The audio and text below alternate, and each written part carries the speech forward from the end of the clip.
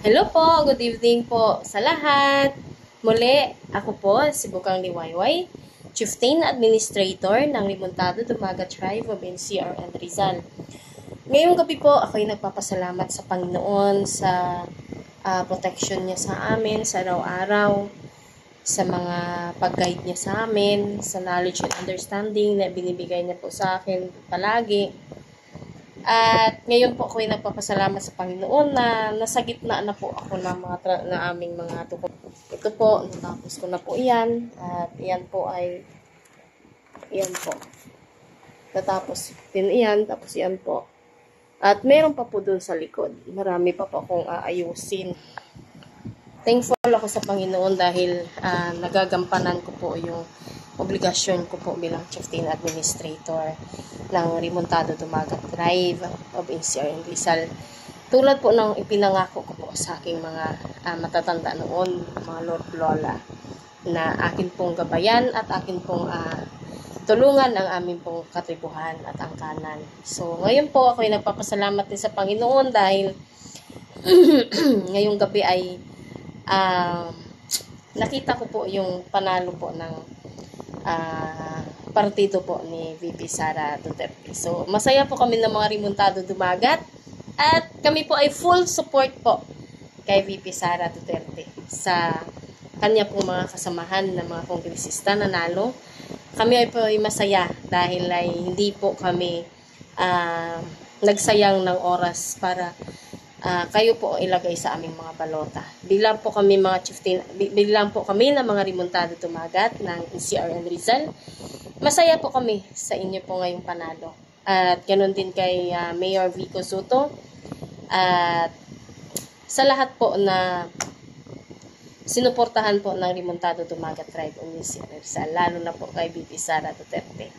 At sa kay Mayor President Rodrigo Roa Duterte, masaya po kami sa pagbabalik sa Pilipinas at sa pagpanalo mo po bilang mayor. Masaya po kami sa inyo pong successful po sa buhay, sa gitna po ng hirap at pasakit na danas po ninyo ay nakayanan niyo po sa inyong edad para po sa aming mga Pilipino, para po sa aming mga Pilipino.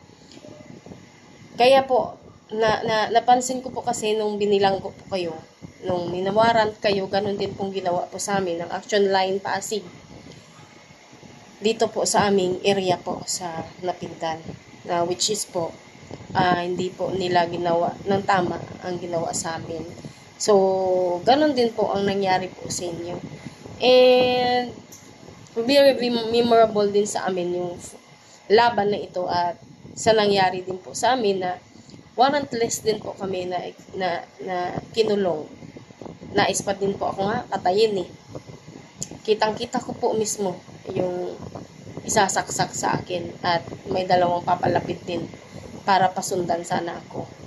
So, napaka-graceful ng Panginoon dahil hindi po niya pinayagang mangyari po yun sa akin at sa aking presidente.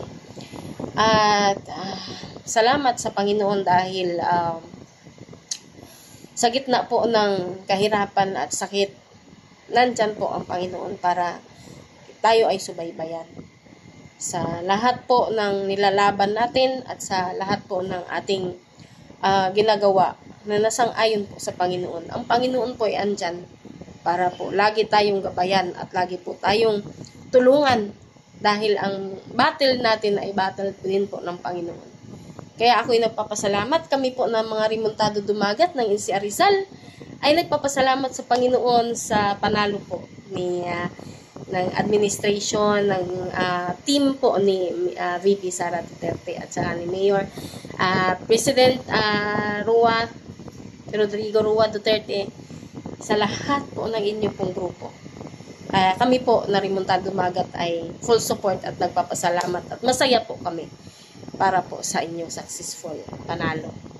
Thank you Lord Jesus sa lahat ng ito. Yun lang po ang akin ngayon masasabi ngayong gabi. Salamat po and God bless sa lahat.